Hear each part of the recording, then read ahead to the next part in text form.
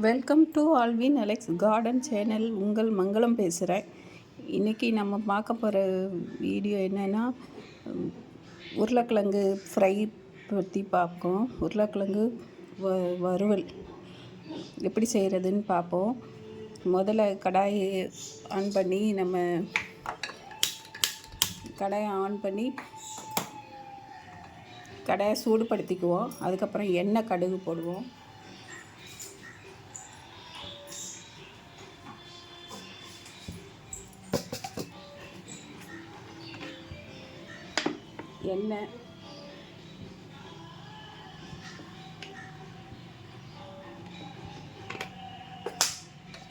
எண்ணெய் போட்டுக்குவோம்.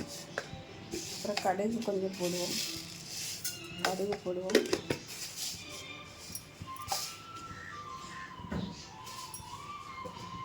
கடுகு வெடிக்கணும். கடுகு வெடிக்கிறதுக்குள்ளார 2 கருவேப்பிலை கொத்து போட்டுக்குவோம்.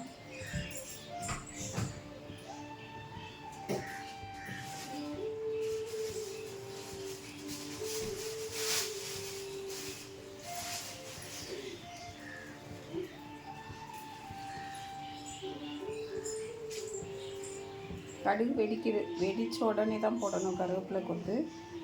இப்பயே போட்டக்கூடாது, அப்புறம் கடுகு வெடிக்காமல் போயிடும். கடுகு வெடிக்கட்டும்.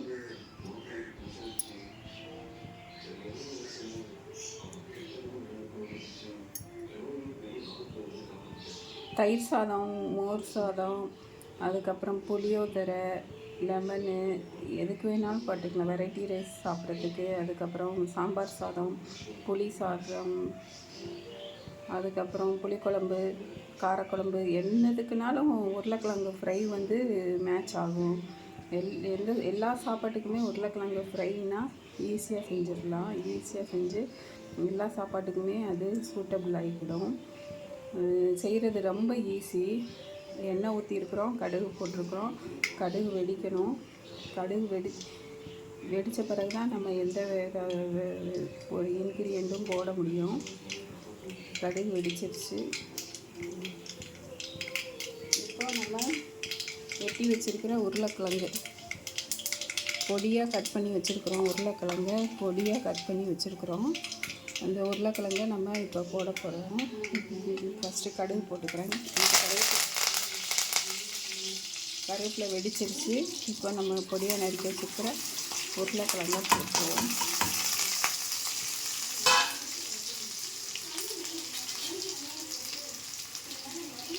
அவ்வளோதான். இந்த உருளைக்கிழங்கை நம்ம வறுக்க வேண்டியதான்.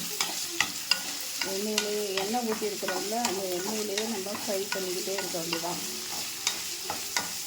சீக்கிரம் ஃப்ரை ஆகிடும். ரொம்ப நேரம் ஆகாது இது ஃப்ரை ஆகிறதுக்கு.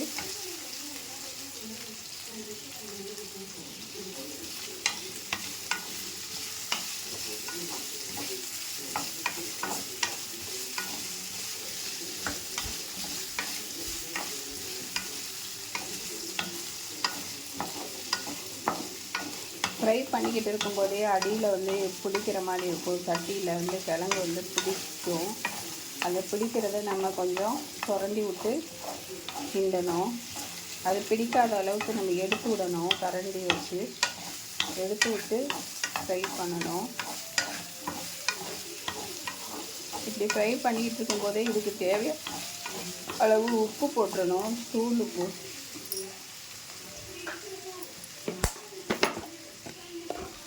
இந்த உருளைக்கிழங்குக்கு தேவையான அளவு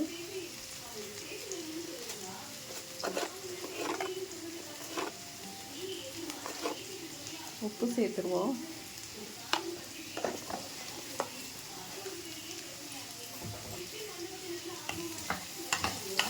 நல்லா அடியில் பிடிக்கிற மாதிரியே தான் இருக்கும். நம்ம தண்ணி விடலை, வெறும் எண்ணெயில் தான் அதை போட்டு ஃப்ரை பண்ணிகிட்ருக்கோம். அதனால் சட்டியில் அடியில் பிடிக்கிற மாதிரி இருக்கும். திறந்து விட்டு நம்ம ஃப்ரை பண்ணணும். அடி பிடிக்காத அளவுக்கு சுரண்டி விட்டு வதக்கணும். இப்படி வதக்கிட்டே இருக்கும்போது உருளைக்கிழங்கு நான் எப்படி வேக வச்சுருக்கேன்னா, தோலை சீவலை, தோலோடையே தான் போட்டிருக்கேன். எங்கள் வீட்டில் எல்லாருக்குமே தோலோட உருளைக்கிழங்கு ஃப்ரை பண்ணி கொடுத்தா தான் பிடிக்கும். தோல் சீவிட்டா டேஸ்ட்டு வந்து அப்படி ஒரு மாதிரி மொறுமொறுப்பாக இருக்காது, சாஃப்டாக ஆகிடும்.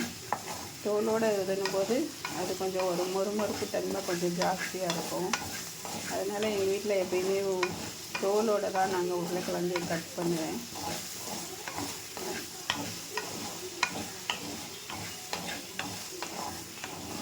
இப்போ கொஞ்சம் பாதி ரோஸ்ட் ஆகிடுச்சு.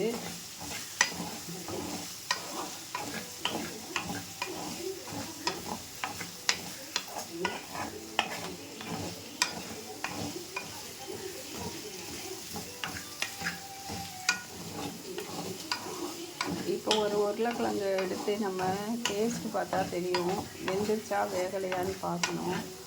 அதுக்கு நம்ம ஒரு உருளைக்கிழங்கு அப்படி கட் பண்ணி பார்த்தாலே தெரியும். கட் பண்ண வருதா, வரல, அப்போ இன்னும் கொஞ்சம் வேகணும்.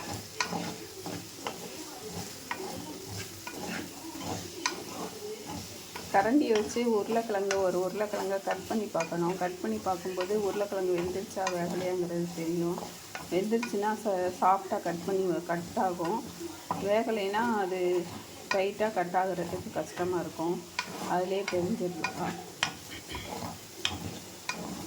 இப்போ நல்லா அடி பிடிச்சி வருது. உருளைக்கிழங்கும் வெந்து ஃப்ரை ஆகிட்டு இருக்குது.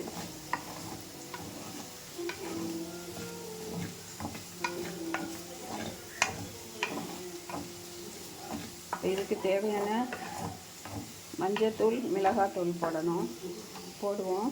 மஞ்சள் தூள் 1 ஸ்பூன்,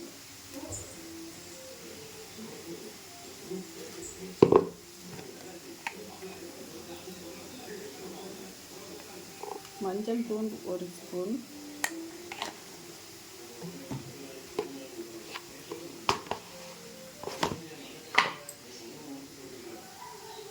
காரத்துக்கு மிளகாத்தூள் 1 ஸ்பூன் போடுவோம்.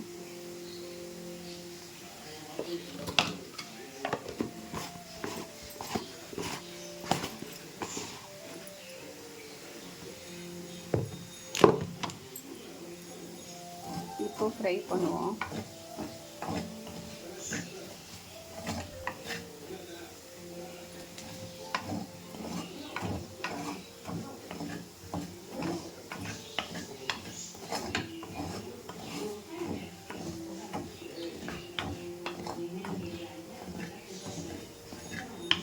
இப்போ மஞ்சள்தூளும் மிளகாத்தூளும் போட்டாச்சு. ஃப்ரையும் நல்லா வந்துட்டுருக்குது.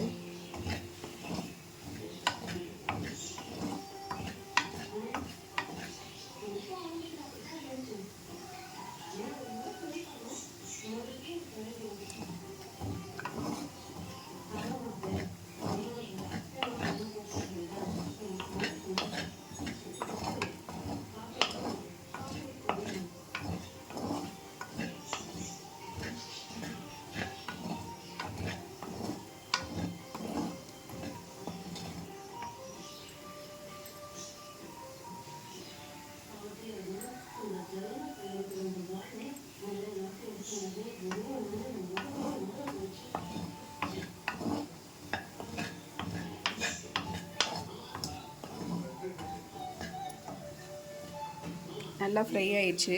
அவ்வளோதான், உருளைக்கிழங்கு ஃப்ரை நல்லா ஃப்ரை ஆயிடுச்சு. இப்படி தான் உருளைக்கிழங்கு ஃப்ரை. நல்லா அடி பிடிச்சிருக்கு பாருங்கள். அதெல்லாம் நல்லா சுரண்டி எடுக்கணும்.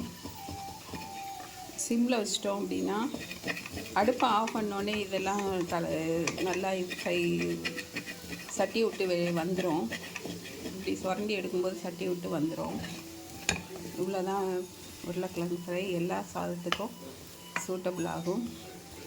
பார்க்குறவங்க செஞ்சு பாருங்கள். செஞ்சு பார்த்து லைக் பண்ணி கமெண்ட் பண்ணுங்கள், சப்ஸ்கிரைப் பண்ணுங்கள். Thank you. Bye bye. see you.